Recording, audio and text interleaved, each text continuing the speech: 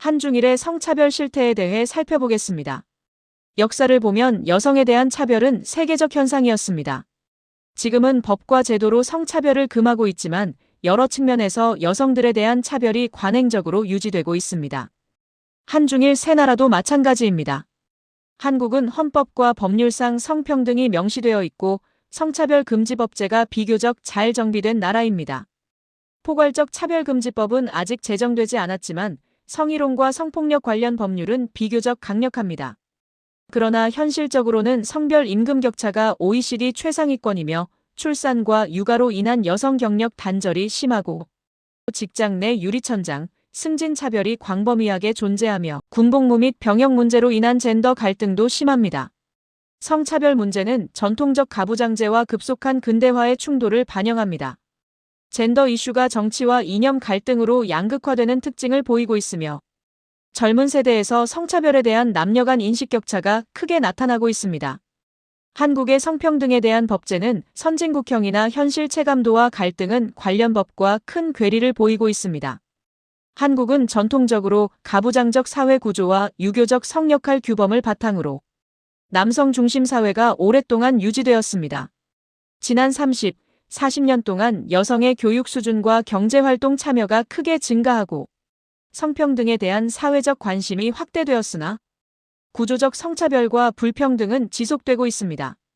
최근 여성의 교육 수준은 남성과 비슷하거나 오히려 높은 수준임에도 노동시장 참여, 임금, 관리직 비율 등에서는 여전히 큰 격차가 존재합니다. 미투 운동, 탈코르셋 운동 등 젠더 평등을 요구하는 여성 주도의 사회운동이 등장했지만 동시에 강한 반발과 젠더 갈등도 심화되고 있습니다.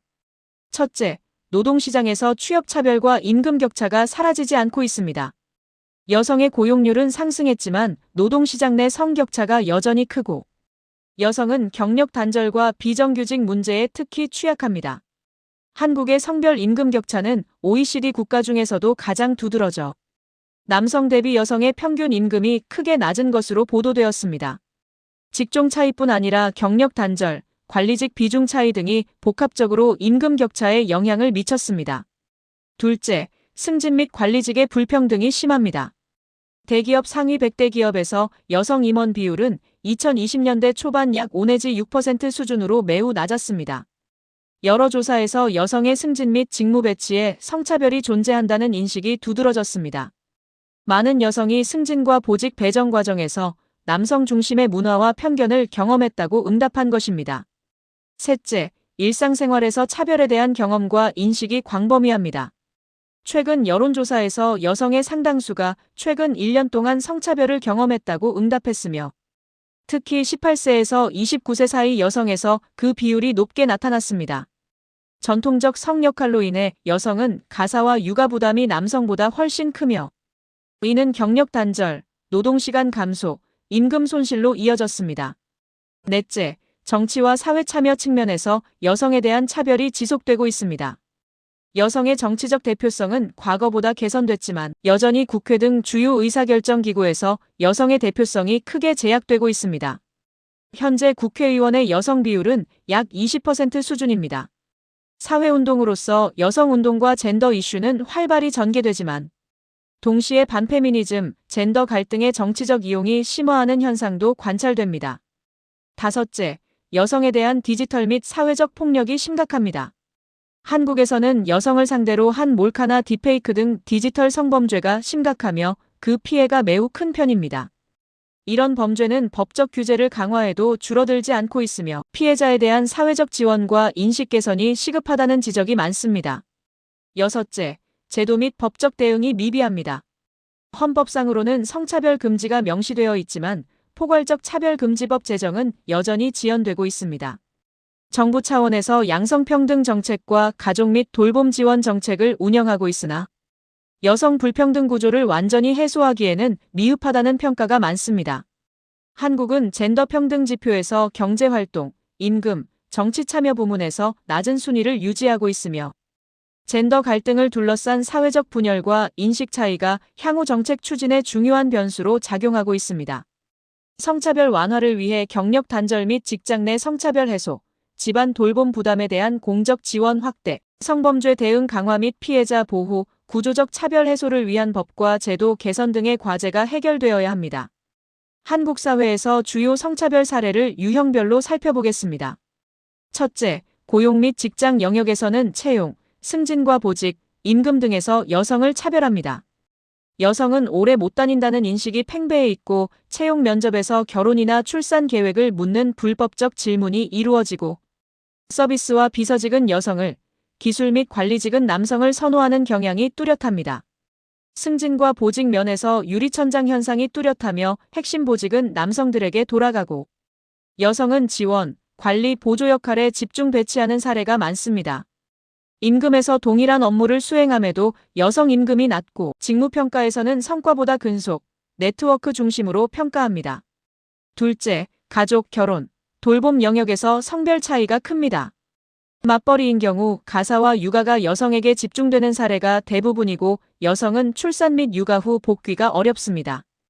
엄마가 아이를 키우는 게 맞다는 사회적 압박이 강하고 명절이나 제사 등에서 남성은 의사결정을 담당하고 여성은 고강도 노동이 수반되는 실무를 담당합니다. 셋째, 외모평가, 언어, 성희롱 등 일상생활이나 문화적으로 여성을 차별하는 사례가 흔합니다. 여성에게 외모, 나이, 체중 등의 평가가 집중되며 여성은 꾸며야 한다는 암묵적 규범이 존재합니다. 언어 생활에서는 여자가 어떻게, 여자치고는 잘한다, 남자가 그 정도도 못해? 등의 표현이 일상적으로 사용되고 있습니다. 남녀가 부딪히는 공간, 특히 직장 내 회식 문화에서 성희롱이 빈번하며 위계적 관계에서 여성에게 수치심을 유발하는 농담이나 접촉 사례가 흔하게 발생합니다. 넷째, 제도와 정책 논쟁에서도 성차별 이슈가 존재합니다. 대표적으로 할당제, 즉 여성의 정치, 공공기관 할당제에 대해 반감이 크며 공정성 논란이 큽니다. 남성에게만 군복무 의무를 부여함에 따른 보상 논란이 존재하는 등 군복무 문제가 성차별 갈등의 핵심 요소입니다. 이처럼 한국에서는 성차별 논쟁이 있다 없다 문제가 아니라 무엇을 차별로 보느냐의 문제일 정도로 광범위하게 퍼져 있습니다. 중국은 헌법상 남녀평등이 명시되어 있고 공산당 이념상으로도 여성 해방을 강조합니다. 그러나 사법적 실효성이 낮아 현실적으로 채용 공고에서 성별 제한이 관행적으로 존재하며 결혼, 출산 여부에 대한 질문이 공공연하고 특히 고위직과 정치 엘리트에서 여성 비율이 매우 낮습니다. 여성에 대한 차별은 유교적 가부장 문화와 국가주의가 결합된 특징을 반영하며 여전히 남아선호 사상이 잔존합니다. 중국은 성차별 문제가 사회 문제화되기 어려운 정치 환경으로 국가는 평등을 강조하지만 현실은 전통적 성차별이 구조화되어 있습니다. 중국은 20세기 중반 이후 법률과 정책적 지원으로 여성의 교육, 건강 및 고용 기회가 크게 향상되었습니다. 여성의 인적 개발 지수가 지속적으로 상승했고 교육 및 건강 측면에서 남녀 간 격차가 축소되었습니다. 그럼에도 불구하고 경제적 참여, 정치와 사회적 지위에서는 불평등이 여전하며 최근 일부 지표에서는 성평등이 후퇴하는 경향을 보이고 있습니다. 첫째, 전체적으로 여성의 교육 수준과 문해율이 크게 향상되었고 특히 고등학교 및 대학교 입학률이 남성을 앞설 정도입니다. 그럼에도 칭화대, 베이징대 등 중국의 주요 명문대학에서는 여학생 비율이 남학생보다 낮은 것으로 나타났습니다. 둘째, 여성의 취업자 비중이 높은 편이고 경제활동 참여율도 세계 평균보다 높습니다. 2023년 기준 여성 고용률은 약 60.5%로 나타나 세계 평균을 웃도는 수준입니다. 그러나 여전히 남성 대비 평균 임금이 낮고 직급 및 승진 불평등이 존재합니다.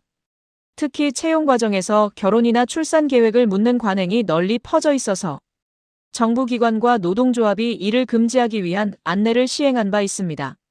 셋째, 정치권과 의사결정 과정에 여성 참여도가 미흡합니다.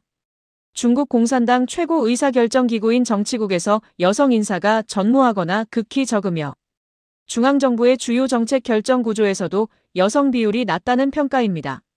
일부 공식 행사나 연설에서 여성 참여 확대 필요성을 언급하지만 상위 지도부의 여성 대표성이 크게 부족한 상황입니다. 넷째, 사회 문화적으로 전통적인 성 역할에 대한 기대가 여전히 강하며 여성에게 가사와 육아 부담이 집중되는 경향이 있습니다. 과거 일가정 정책과 남아선호 문화로 인해 성비 불균형이 심화되었고 이는 인구와 사회구조 전반에 영향을 미쳤습니다. 다섯째, 여성권익보호법과 산모형 유아건강법 등을 통해 여성의 기본권을 보장하는 법률 체계를 구축하였고, 가정폭력금지법 등이 성차별, 성폭력 대응을 목적으로 시행되고 있습니다. 그러나 법은 존재하지만 집행에 소극적이어서 실질적 보호가 이루어지지 않고 있으며, 특히 직장 내 성차별, 채용 관행 등에 대한 적극적 감독과 처벌이 부족하다는 평가가 많습니다. 여섯째, 여성운동과 여성을 위한 사회적 공간이 불충분합니다. 독립적 여성운동 및 시민단체 활동이 제한적이고 일부 시민단체는 정부의 검열과 제약 아래에서 활동에 어려움을 겪고 있습니다. 중국 사회의 주요 성차별 사례를 보면 고용 및 채용 차별이 가장 심각하고, 결혼 및 출산 관련 차별, 가족관계와 일상에서의 차별, 문화와 언어적 차별, 제도 면에서의 차별이 존재합니다. 채용 공고에 남성만 또는 여성은 미혼 및 미출산자라는 표현이 공공연하고 여성에게 키와 외모 조건을 명시하는 경우가 흔합니다. 면접에서 결혼이나 출산 계획을 질문하거나 출산 후 복귀 가능성을 문제 삼는 사례도 있습니다. 직장에서는 여성이 감정적이라는 편견이 지배하며 승진에서 여성이 불이익을 받아 여성 관리자 비율이 낮은 결과를 초래하였습니다. 여성에게만 강한 연령 기준을 적용하거나 30세 이후의 여성은 잉여 여성으로 낙인 찍는 경향이 있습니다.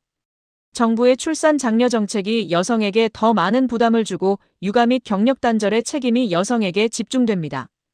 가사노동은 전적으로 여성의 영역이며 남성 참여는 의무라기보다 도와주는 것이라는 인식이 강합니다. 부모들의 남아 선호 문화가 여전하며 교육과 재산 분배에서도 딸에게 불리하게 적용하는 사례가 많습니다. 여성에게는 외모 평가가 중요한 기준이 되어 젊음, 마름, 미모 등을 강조하는데 연예와 미디어 환경에서 특히 심합니다. 일상 언어에서 여자 운전사, 여성 강자 등의 여성이란 표현이 강조되는 것도 암묵적 성차별을 상징합니다. 공적 영역에서 여성 인권단체의 활동을 제한하고 성차별 공론화 시 검열하는 것은 페미니즘을 억압하는 사례입니다. 여성들이 피해를 입은 경우 피해구제법은 있으나 집행이 상대적으로 약하며 피해자인 여성이 이를 문제 삼는 경우 사회적 불이익을 초래할 수 있다는 우려가 팽배해 있습니다. 종합하면 중국은 법적 기반과 일부 성취를 바탕으로 여성의 권리와 기회가 향상되었으나 구조적, 문화적 성차별 요소는 여전히 강하게 남아 있습니다. 특히 노동시장 차별, 정치 및 의사결정 참여 부족, 전통적 성역할 기대와 같은 문제는 앞으로도 지속적인 관심과 정책 개선이 필요한 핵심 영역입니다. 한국에서는 성차별 논쟁이 공개적이고 격렬하게 진행되지만 중국에서는 제한적, 우회적이며 한국에서는 여성운동이 제도화되어 있으나 중국에서는 온라인 중심으로만 진행된다는 점에서 한국보다 성차별이 더 심하다고 볼 수 있습니다. 일본 역시 성평등 관련 법제가 갖추어져 있고 육아휴직, 출산휴가 제도 등도 선진국 수준입니다. 그러나 직장에서는 여성 관리직 및 임원 비율이 매우 낮으며 여성은 보조 역할 인식이 팽배해 있습니다. 집단의 조화를 중시하는 분위기 속에서 성희롱과 차별은 은폐되거나 묵인되고 당사자는 문제 제기를 회피합니다. 이 때문에 성차별이 갈등으로 폭발하기보다는 고착화되는 경향을 보입니다. 사회적으로는 좋은 아내와 현모양처 이미지를 강조하는 풍조가 지속되고 있습니다. 드러난 갈등은 적지만 구조적 성차별은 매우 심한 상황입니다. 한중일 모두 성평등에 관한 법과 제도를 잘 갖추었으나 갈등 수준 면에서 한국은 매우 높은 편이고 중국은 억압 때문에 낮으며 일본은 은폐로 인해 낮은 편입니다. 일본의 여성에 대한 차별 사례를 보면 고용 및 기업 문화, 결혼과 출산에 따른 경력 단절, 교육 및 의료 분야, 일상 및 문화적 차별, 정치와 공적 영역에서의 차별 등 광범위합니다. 세계경제포럼 글로벌 성차별 지수에서 일본은 2025년 기준 148개국 중 118위로 주요 선진국은 물론 중진국에도 못 미치는 수준의 성평등도를 보이고 있습니다. 여성 장관이나 여성자치단체장 비율이 아주 낮은 상황이 이를 증명합니다. 첫째, 여성의 노동시장 참여율이 낮고 임금 격차가 큽니다. OECD 통계에 따르면 여성의 임금은 남성에 비해 대략 20% 이상 낮은 수준입니다. 남성들은 주로 종합직에 근무함으로써 승진에 유리하고 여성들은 비정규직 및 계약직으로 보조 및 사무직 업무를 수행합니다. 여성이 경력 단절 후 재취업한다 해도 정규직으로 진입하기 어렵고 비핵심 업무에 배치됩니다. 승진에서는 여성의 관리직 진출 비율이 아주 낮은데 출산하면 그만둘 것이라는 인식이 지배하기 때문입니다. 장시간 노동 관행도 여성의 육아 참여를 불가능하게 만들어 성차별을 유발하는 요인입니다. 전통적으로 남성은 긴 시간 근무하는 정규직, 여성은 가사와 육아 병행이라는 관행으로 인해 여성은 남성보다 승진이 어렵고 임금도 낮은 구조가 지속되며 나아가 여성 리더십 발휘 기회를 제한합니다. 남성들에게도 육아휴직 제도가 적용되지만 이를 사용하는 비율이 낮습니다. 육아휴직을 활용하는 경우 인사상 불이익을 우려하기 때문입니다. 둘째, 여성의 정치 참여가 점진적으로 늘고 있으나 정치적, 사회적 대표성이 여전히 낮습니다. 최근 일본 참의원 선거에서 역대 최대 여성 의원이 선출되었음에도 전체 비율은 여전히 낮습니다. 2025년에 첫 여성 총리가 취임했지만 내각의 여성 비율은 여전히 매우 낮은 편입니다. 셋째, 사회 문화적 요인으로 여성에 대한 성차별이 지속되고 있습니다. 학교에서는 여학생들에게 순종과 배려를 강조함으로써 리더십을 기를 기회를 제한합니다. 일상에서 흔히 등장하는 여자답게 또는 아내의 1등의 표현 자체가 암묵적으로 성차별을 내포하며 직장 여성에게 화장이나 복장 등에 관련된 강요 역시 외모에 대한 성차별을 나타냅니다. 여성은 가족, 육아, 가사 역할에 충실해야 한다는 사회적 인식이 여성의 경력 단절 또는 불연속을 초래합니다. 직장에서의 성희롱이나 전철 등 공공장소에서의 성폭력 문제는 여전히 심각한 사회적 문제로 지적되며 피해자가 신고하거나 피해 보상을 받는 과정에서 어려움이 존재합니다. 넷째, 성평등을 규정한 법을 집행하는 정책이 미흡합니다. 헌법상 성평등을 명시하고 여성의 사회 참여 확대 정책을 시행하고 있으나 국제기구의 권고에 대해 정부가 자금 지원을 중단하는 등 국제적 성평등 권고를 수용하지 않는 사례가 논란이 되었습니다. 요약하면 교육이나 보건 등의 분야에서 성평등이 상당 수준 진전되었으나 취업, 임금, 정치 참여 등에서는 여전히 남녀 격차가 큽니다. 성차별이 관행적으로 이루어짐에도 갈등 회피 분위기 때문에 여성들은 문제를 제기하기보다 적응을 선택합니다. 성차별이 없다고 부정하지 않으면서도 바꾸려 하지 않는 구조입니다. 이상 한중일의 여성차별 실태에 대해 살펴보았습니다. 시청해주셔서 감사합니다.